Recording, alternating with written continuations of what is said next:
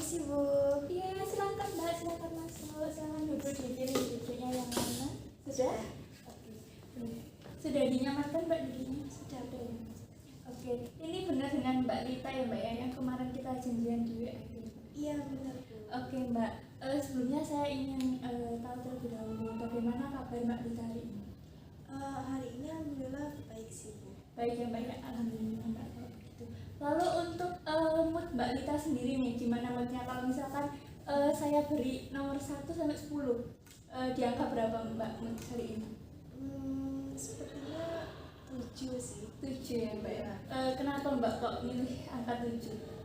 Karena nggak terlalu mood soalnya nanti saya ada kelas. Ada kelas ya Mbak ya. Nah sebelum Mbak Lita pergi ke konseling hari ini, Mbak Lita tuh ada kegiatan apa Mbak sebelum ke sini? Kebetulan pagi tadi nggak ada apa-apa sih Bu, free aja. Baru Oh, nanti free. habisnya konseling ada kelas.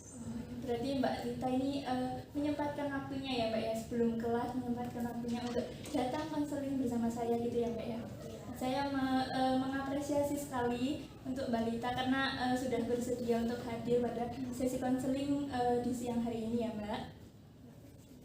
Oke, Mbak Lita habis ini tuh kelas apa Mbak? Kebetulan habis ini ada kelas itu sih MKU, MKU apa Mbak? Manajemen Inovasi. Manajemen inovasi ya Mbak ya. Berarti itu kayak kreativitas gitu ya Mbak ya. Iya. Di matkul itu gimana Mbak? Apakah menyenangkan atau gimana? Ada menyenangkan ada enggaknya sih, karena kan kebetulan MKU-nya ini campur sama prodi-prodi lain gitu kan, jadi ya gimana ya, yang nggak terlalu enak aja gitu. Berarti kurang nyaman ya Mbak ya, karena Iya. ada prodi-prodi yang lain.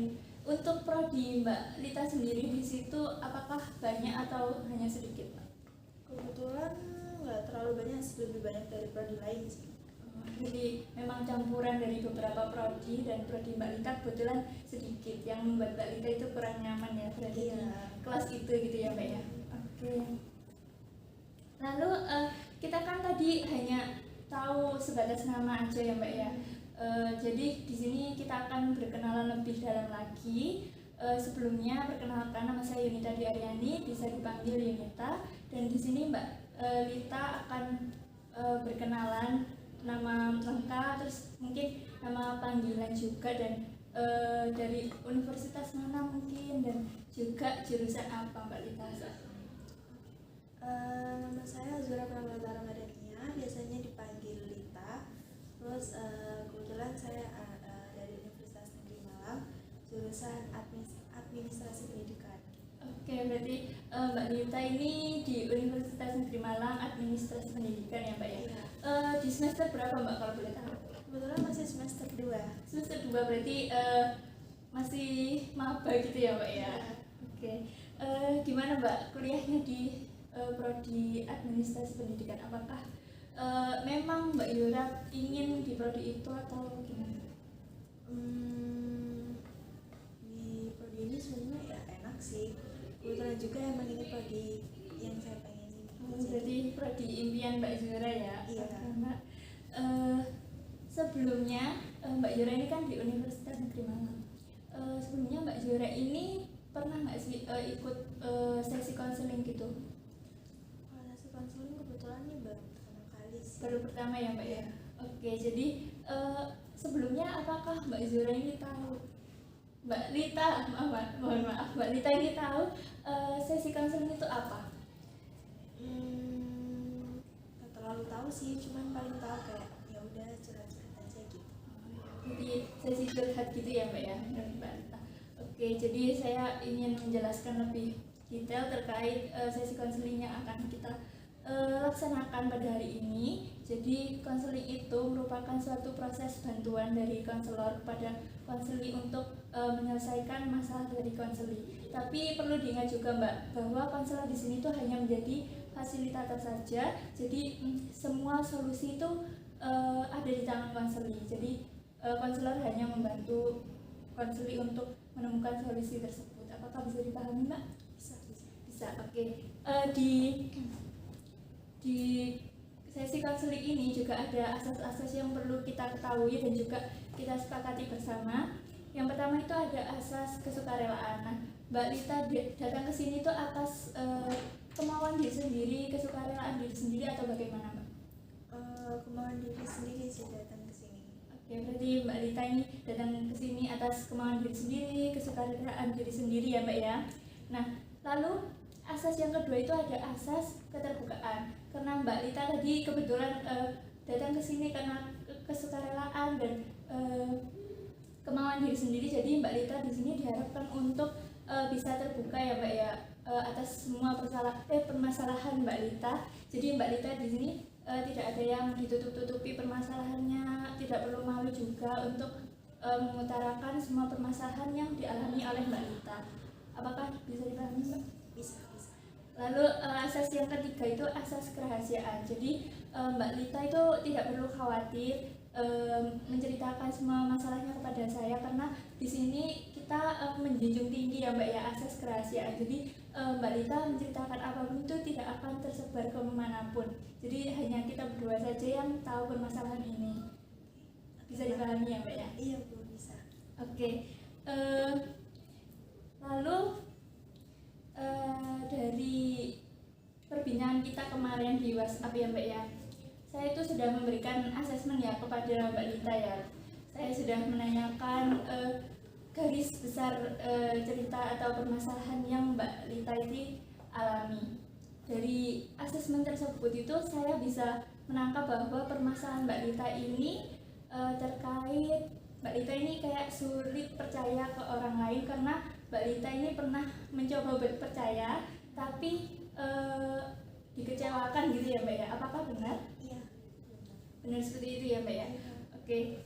Di sini saya juga izin untuk membawa buku catatan ya, Mbak, karena akan mencatat poin-poin penting yang Mbak Lita katakan. Apakah diperbolehkan, Mbak? Boleh. Iya. Sebelum kita masuk ke tahap yang selanjutnya lebih dalam lagi, di sini pastinya juga ada waktu ya, Mbak, batasan waktu yang kita punyai selama sesi konseling ini.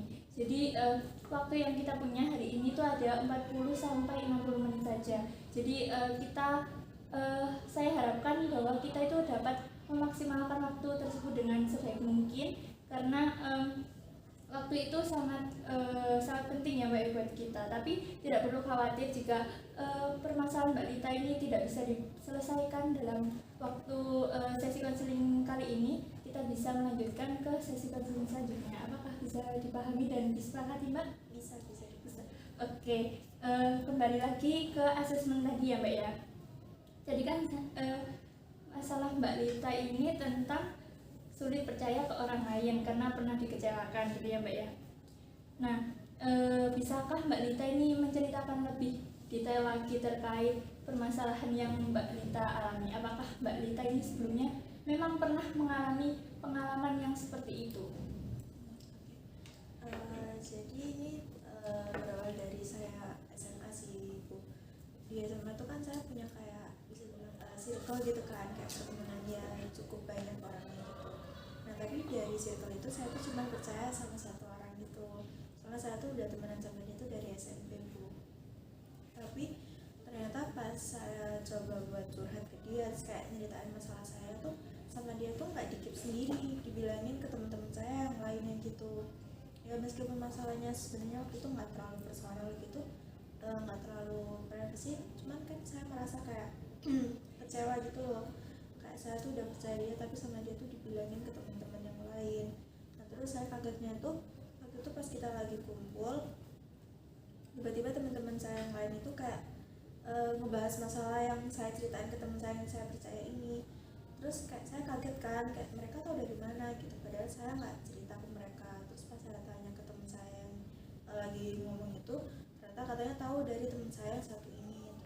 Terus saya coba tanya kan ke teman saya yang saya percaya ini, dan ternyata respon dia tuh kayak yang menyepelekan itu loh Bu, kayak ya udah sih, kita kan juga sesama teman, nanti juga mereka lupa gitu. Terus saya kayak ngerasa kecewa gitu. Saya paham sih perasaan Mbak Lita ya, pasti sakit hati banget ya, Mbak, karena udah dikecewakan sama orang yang selama ini kita percaya dari SMP bahkan sampai SMA mengecewakan kita. Nah, Mbak Lita ini berteman dengan teman Mbak Lita itu kan sejak SMP ya Mbak. Apakah selama jangka panjang itu ya Mbak, itu teman Mbak Lita itu memang suka menceritakan cerita-cerita Mbak Lita atau saat di SMA itu aja? Nggak suka sih, kan dia tuh dia tuh kebetulan lumayan introvert gitu loh, punya ya temennya tuh cuma saya di SMP doang waktu SMP. Nah pas di SMA kelas 3 ini dia tuh baru kayak memberanikan diri buat bergaul sama anak-anak lainnya gitu. Nah mungkin ya saya di situ juga sadar sih, mungkin karena di SMA ini dia udah punya teman lagi, jadi dia tuh berani gitu loh buat menceritakan masalah saya. Tapi kalau yang sebelum-sebelumnya tuh dia nggak berani. Oke, berarti adanya perubahan dari faktor lingkungan juga ya Mbak ya, yang mempengaruhi teman Mbak Lita ini jadi seperti itu ya Mbak. Oke, dari kasus itu tadi ya Mbak, pengalaman Mbak Lita itu tadi, apa sih dampaknya bagi diri Mbak Lita? Apakah Mbak Lita ini jadi kayak menganggap semua orang itu tidak bisa dipercaya atau gimana?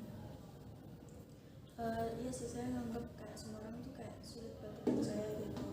Terus di masa kuliah ini kebetulan juga saya tuh ngalamin satu hal yang sama gitu kayak kemarin, dan dari situ tuh makin bikin saya mikir kayak oh berarti semua orang sama aja gitu. Terus juga dampaknya juga menurut teman-teman saya yang sekarang tuh menurut mereka saya tuh terlalu tertutup gitu. Oke, jadi dampaknya banyak sekali ya Mbak. Mbak Lita ini jadi sulit buat percaya ke orang lain karena mengalami pengalaman-pengalaman yang serupa dengan pengalaman yang Mbak Lita alami saat SMA itu. Terus juga Mbak Lita ini jadi sangat tertutup ya Mbak sekarang ya Mbak. Oke, selain dua pengalaman itu, apakah Mbak Lita ini memang sering mengalami hal yang sama Mbak? Enggak sih, cuman kan saya dari kecil tuh kayak udah terbiasa nggak cerita gitu kan, soalnya di keluarga saya juga kebetulan pas saya kecil orang tua saya tuh kayak sibuk gitu, jadi saya jarang ketemu mereka. Terus kalau kakak saya tuh jarak umurnya sama saya tuh jauh gitu, jadi kayak mereka ya udah punya dunia masing-masing gitu kan, jadi saya ya jarang cerita sih di rumah. Dan pas SMP saya baru punya teman dekat dan ya itu. Berarti memang Mbak Lita ini memang jarang bercerita ya Mbak ya, dan memang butuh seseorang yang dipercayai terlebih dahulu untuk menceritakan hal-hal yang memang Mbak Lita ini ingin ceritakan.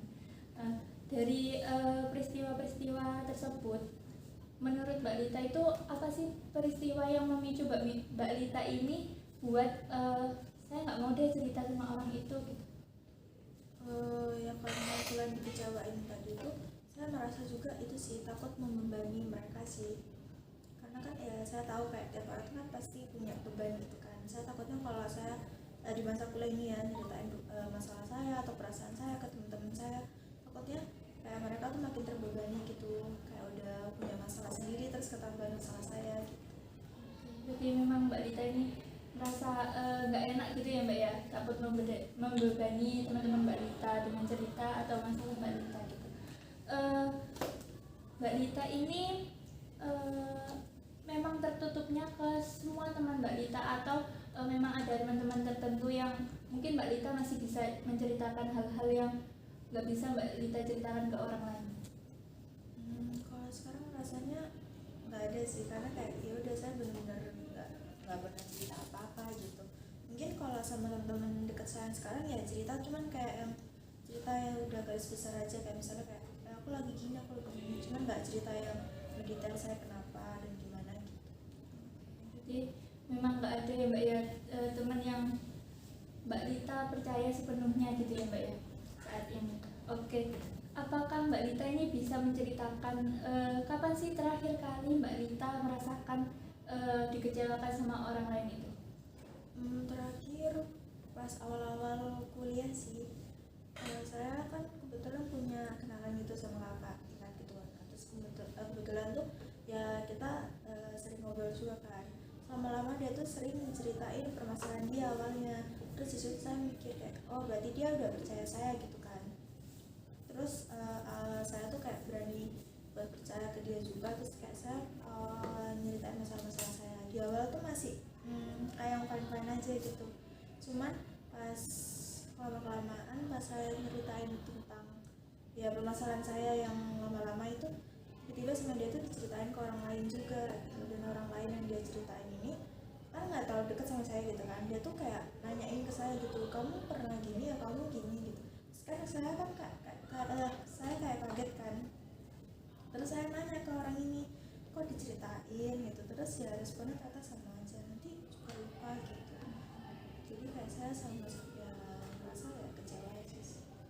Jadi memang Mbak Lita ini merasa kecewa banget ya Mbak saat Mbak Lita ini udah percaya ke orang, tapi ternyata orang itu malah menceritakan hal sensitif atau masalah Mbak Lita ini ke orang lain gitu ya Mbak ya. Nah, ketika berada di situasi tersebut Mbak, apa sih yang ada di pikiran Mbak Lita? Kecewa, terus juga kayak jadi mikir kayak kayaknya mending aku nggak usah cerita deh, aku temen sendiri aja. Terus daripada aku merasa kayak ya bakal kecewa lagi. Oke, saat berada di situasi tersebut atau situasi dikecewakan sama orang lain itu, dan Mbak Lita ini merasa pikiran Mbak Lita ini mending nggak usah cerita lagi ke orang lain gitu ya Mbak ya. Apa sih yang Mbak Lita rasakan? Ya sedih juga, jadi kayak bertanya-tanya terus kayak saya harus cerita ke siapa gitu. Terus juga bingung juga harus kayak gimana menyikapinya gitu. Cuman kayak ya udah, daripada saya ngerasain kecewa lagi, saya lebih mending gak usah cerita gitu. Berarti Mbak Lita di sini ada perasaan kayak sepi gitu ya Mbak ya, karena nggak ada teman yang buat cerita, nggak ada yang bisa dipercaya gitu ya Mbak ya. Iya.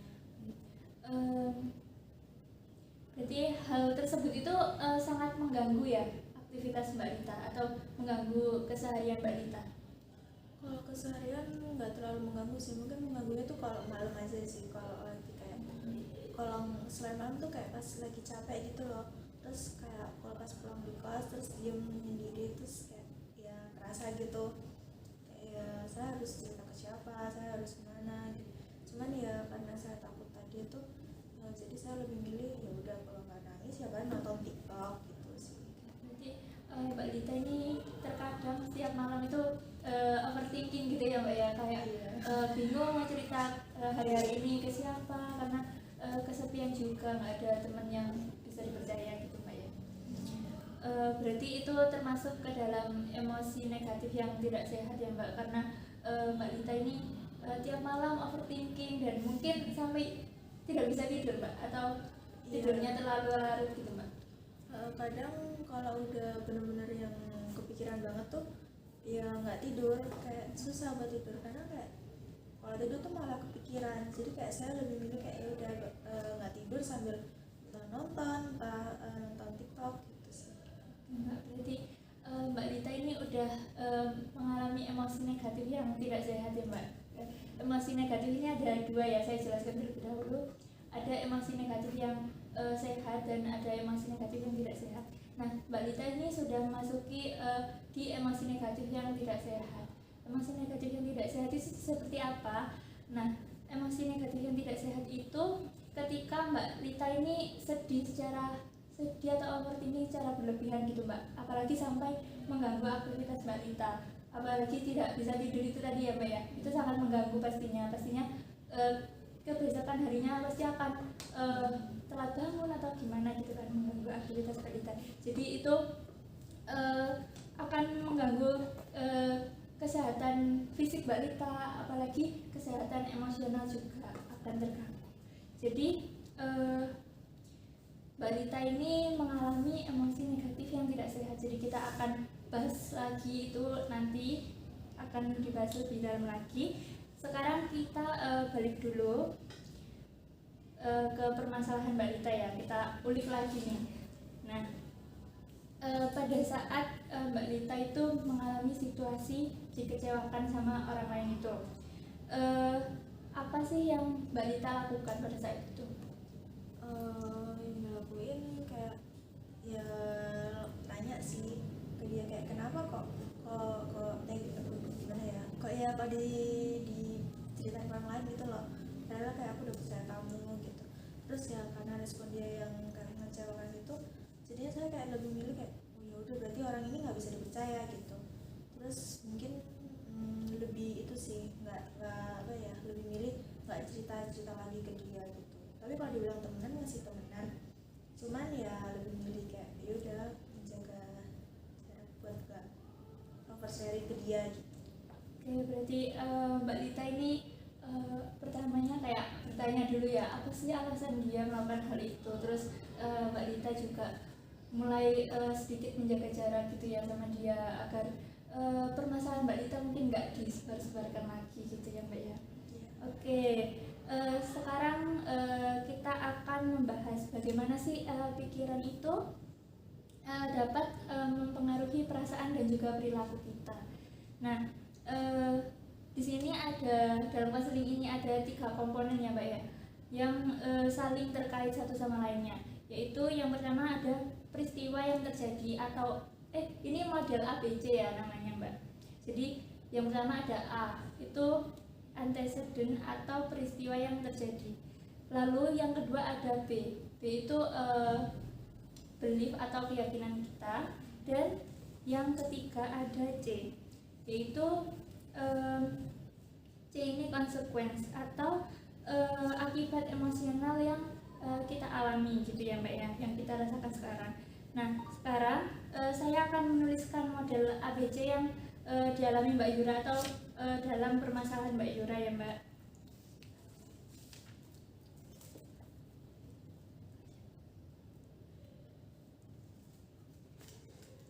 Nah hanya itu tadi peristiwa yang terjadi itu Mbak Lita itu mengatakan bahwa dikecewakan orang lain gitu ya Mbak ya.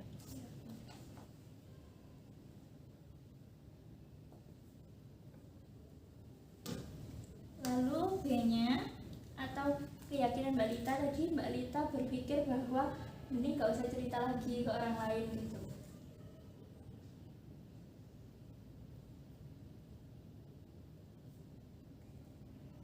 Lalu untuk C-nya atau konsekuensinya itu Mbak Rita itu merasa sedih gitu ya Mbak ya, karena sudah dikecewakan orang lain. Apakah dari model ABC yang saya tuliskan ini sudah benar Mbak? Atau ada yang Sudah. Oke. Jadi tadi peristiwa yang memicu itu Mbak Lita dikecewakan oleh orang lain. Itu sesuatu yang terjadi di luar kendali Mbak Lita ya. Lalu yang B-nya atau beliefnya itu keyakinan itu apa ya? Belief itu keyakinan kita tentang peristiwa tersebut Mbak. Jadi pemikiran kita gimana sih terkait peristiwa itu. Nah keyakinan ini tuh bisa rasional dan bisa juga irasional. Jadi keyakinan Mbak Lita tadi mending gak usah cerita ke orang lain karena takut dikecewakan gitu ya Mbak ya. Nah keyakinan Mbak Lita ini termasuk ke dalam keyakinan yang mana Mbak menurut Mbak Lita? Atau rasional atau irasional? Irasional itu tidak berdasarkan fakta yang akurat gitu Mbak. Irasional sih kayaknya. Irasional ya Mbak ya. Oke, berarti Mbak Lita ini sudah menyadari ya Mbak ya bahwa keyakinannya itu irasional. Oke, yang ketiga ada C, yaitu consequence. Nah ini akibat emosional yang kita rasakan setelah mengalami pemikiran atau peristiwa yang sudah terjadi. Jadi sebenarnya konsekuensi ini bukan langsung datang dari peristiwa itu, tetapi konsekuensi ini datang dari pemikiran kita sendiri Mbak terkait dengan peristiwa itu. Jadi jika kita mengubah pemikiran kita atau keyakinan kita, maka konsekuensi atau akibat dari peristiwa tersebut itu juga dapat berubah gitu Mbak. Jadi jika kita mengubah keyakinan kita, maka konsekuensinya juga akan berubah. Apakah bisa dipahami Mbak? Bisa. Oke, jadi dengan memahami bagaimana antecedent, belief dan juga konsekuensi ini saling terkait, ini kita bisa lebih baik dalam memahami dan mengelola emosi kita ya Mbak ya, dan bisa membuat pilihan yang lebih bijak lagi dalam menjalani hidup kita. Nah, dan di sini kita akan fokus pada keyakinan Mbak Lita ini yang membuat Mbak Lita ini merasa sedih ya Mbak ya tadi ya, sedih dan mungkin OVT terus gitu ya Mbak ya. Nah, oke. Yang menjadi dari kita akan mengubahnya ya Mbak ke emosi yang lebih positif lagi gitu ya Mbak. Oke. Menurut Mbak Lita, apa sih penyebab utama Mbak Lita ini sulit untuk percaya kepada orang lain lagi? Menurut saya ya karena pernah dikecewain ini sih, jadi saya merasa saya sulit buat percaya, terus sulit buat cerita sama orang lain.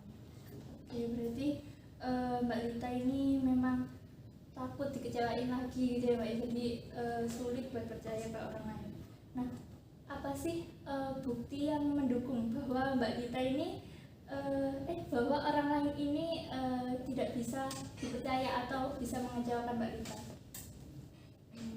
Sebenarnya kalau bukti yang benar-benar bukti nggak ada sih Kak, cuman ya karena sebelumnya saya udah coba percaya orang dan ternyata hasilnya mengecewakan, di situ saya jadi merasa kayak ya kayaknya semua orang sama aja gitu.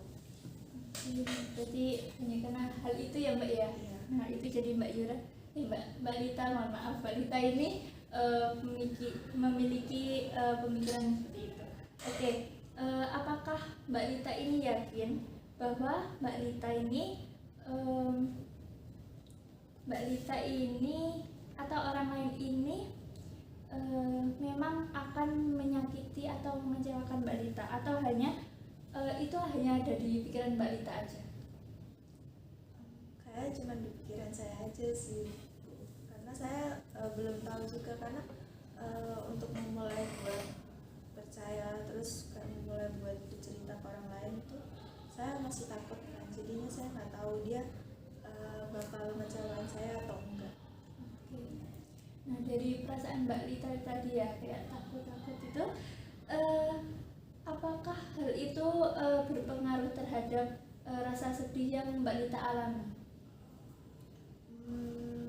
Berpengaruh sih, karena kalau saya lagi bingung nih mau cerita ke siapa, terus saya lagi ada masalah atau saya lagi merasa capek, saya jadi ngerasa sedih gitu, kayak sedih ya, ngerasa sepi gitu, terus kayak bingung harus kemana nih gitu. Oke, baik. Selama Mbak Lita bercerita tadi ya, saya bisa mengambil ringkasan sedikit terkait permasalahan Mbak Lita. Jadi Mbak Lita ini sudah menyadari ya bahwa kesulitan atau kesedihan yang Mbak Lita alami itu berasal dari keyakinan Mbak Lita sendiri, yaitu merasa takut dikecewakan orang lain, terus tidak bisa percaya dengan orang lain, yang menimbulkan Mbak Lita ini bisa sedih dan overthinking di malam hari gitu ya Mbak ya, dan bisa mengganggu aktivitas Mbak Lita. Apakah benar Mbak? Benar. Oke.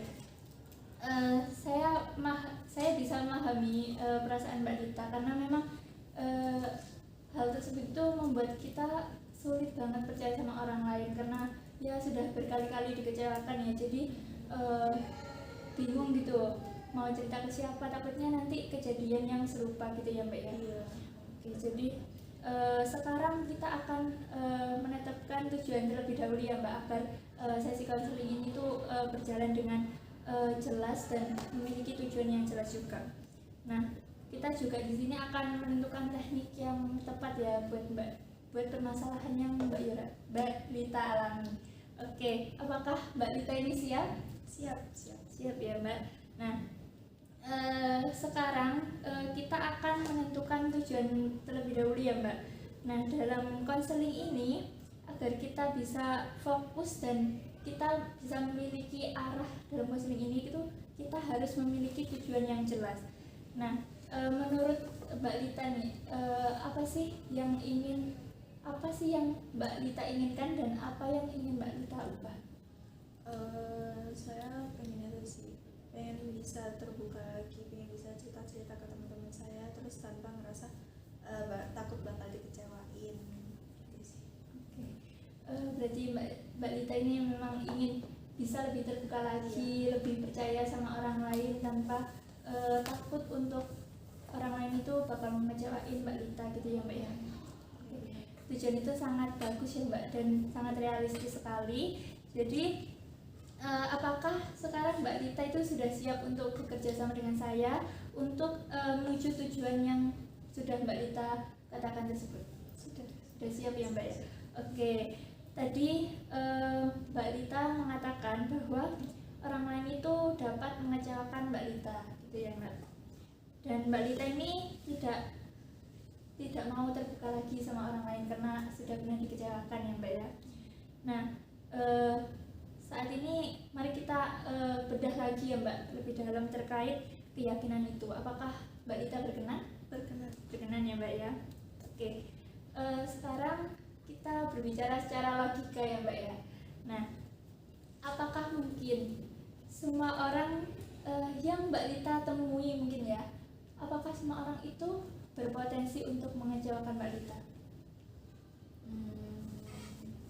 Kurang, sebenarnya kayaknya enggak sih Bu, karena saya masih nggak pernah coba buat terbuka ke mereka, jadi saya belum tahu mereka tuh bakal berpotensi atau enggak sih.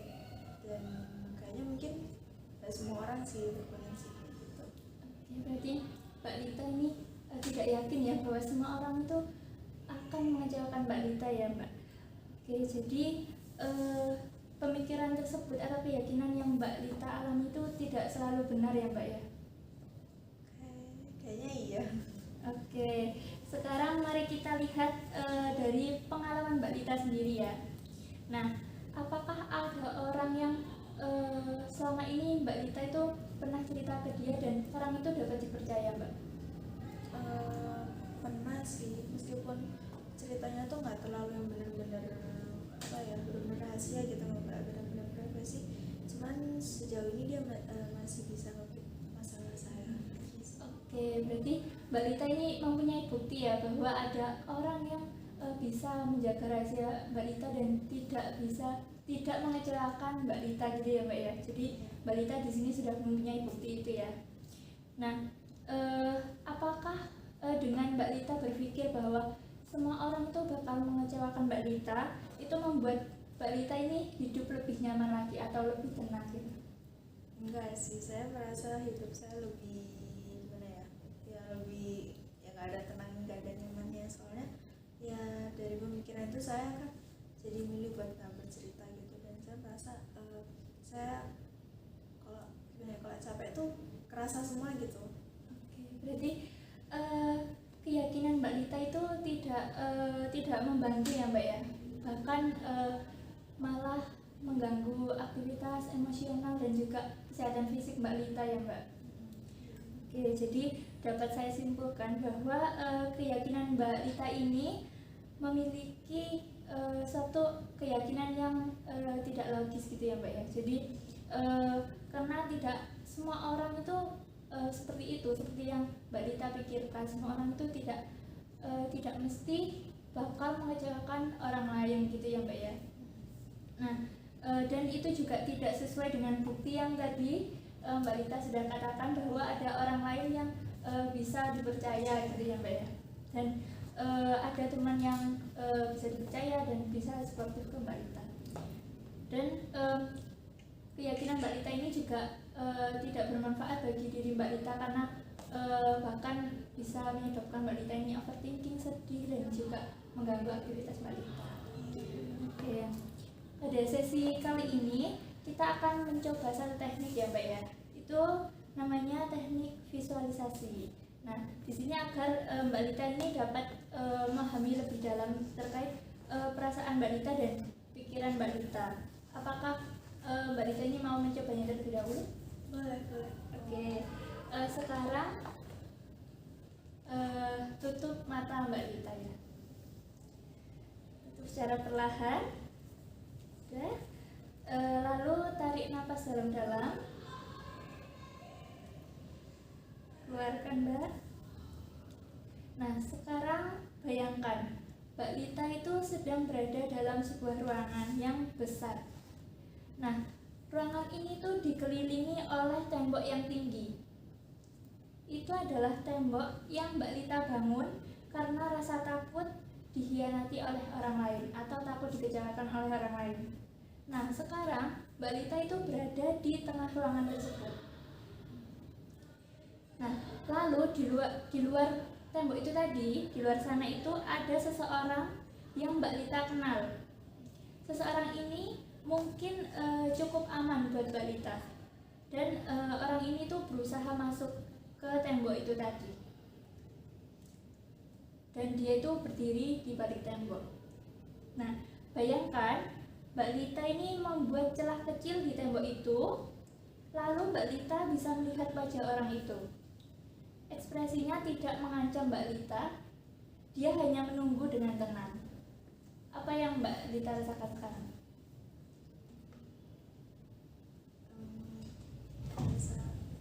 Ini masih belum? Boleh dibuka katanya.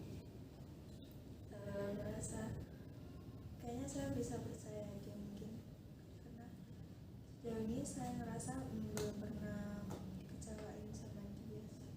Oke, berarti Mbak Lita ini sudah ingin mempercayai dia ya, ingin membuka akses dari Mbak Lita ini ke dia karena mungkin dia bisa dipercaya gitu ya Mbak ya. Iya. Oke, sekarang bayangkan Mbak Lita itu mengucapkan satu kalimat, tidak semua orang akan menyakiti saya. Ucapkan dalam hati ya Mbak, lalu rasakan kalimat itu. Nah, apakah sudah? Sudah. Oke, apa yang Mbak Lita rasakan setelah visualisasi yang kita lakukan tadi?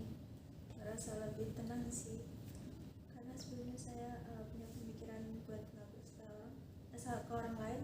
Sekarang jadi saya mikir kayaknya saya boleh deh cerita ke orang lain. Oke, bagus sekali ya Mbak ya. Itu merupakan suatu pemahaman yang kuat ya Mbak dari diri Mbak Lita. Nah, ini tuh bisa menjadi langkah awal yang baik untuk Mbak Lita agar bisa lebih terbuka lagi kepada orang lain. Nah, hari ini Mbak Lita itu sudah melihat bahwa meskipun pengalaman yang Mbak Lita alami itu ada yang mungkin tidak mengenakan di hati Mbak Lita, atau juga ada banyak orang yang bisa mengecewakan Mbak Lita, tetapi Mbak Lita juga memiliki kapasitas bahwa tidak semua orang akan mengecewakan Mbak Lita. Jadi ada juga loh orang yang bisa Mbak Lita percaya. Jadi Mbak Lita di sini bisa untuk membuka diri Mbak Lita lagi.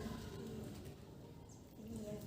Oke, sebelum kita mengakhiri sesi kita kali ini, saya ingin memberikan Mbak Lita ini tugas ya Mbak ya, tugas rumah yang bisa Mbak Lita ini kerjakan dalam seminggu ke depan. Jadi tugas ini tuh berkaitan dengan teknik yang kita lakukan tadi, teknik visualisasi. Tujuan dari saya memberikan tugas ini adalah untuk Mbak Lita ini tidak hanya memahami perubahan secara kognitifnya saja atau pola pikirnya saja, tapi juga benar-benar merasakan dan juga dapat membiasakan perubahan itu dalam kehidupan sehari-harinya Mbak Lita. Apakah bisa dipahami Mbak? Bisa. Baik. Jadi setiap malam Mbak Lita ini dapat meluangkan waktunya sekitar 5 hingga 10 menit ya Mbak untuk memejamkan mata dan melakukan visualisasi yang kita lakukan tadi. Jadi Mbak Lita ini bisa mungkin tenang di kamar dalam suasana yang hening dan tenang gitu ya Mbak. Jadi menutup mata terus membayangkan hal yang seperti itu tadi yang sudah kita lakukan di sini. Lalu di akhir visualisasi Mbak Lita itu mengucapkan afirmasi seperti berikut. Jadi yang pertama, saya bisa membuka diri dengan hati-hati, dan yang kedua, saya tidak harus menutup diri kepada semua orang. Nah, latihan ini tuh akan membantu otak dan emosi Mbak Lita ini mengenali bahwa ada pilihan lain selain menutup diri sepenuhnya. Jadi Mbak Lita itu tidak harus menutup diri sepenuhnya, bisa untuk membuka diri kepada orang lain. Dengan mengulang proses ini atau mengulang teknik visualisasi ini itu Mbak Rita itu sedang membentuk jalur emosional yang baru dan lebih sehat lagi ya Mbak. Jadi tidak sepenuhnya itu dikendalikan oleh ketakutan yang Mbak Rita alami sebelumnya.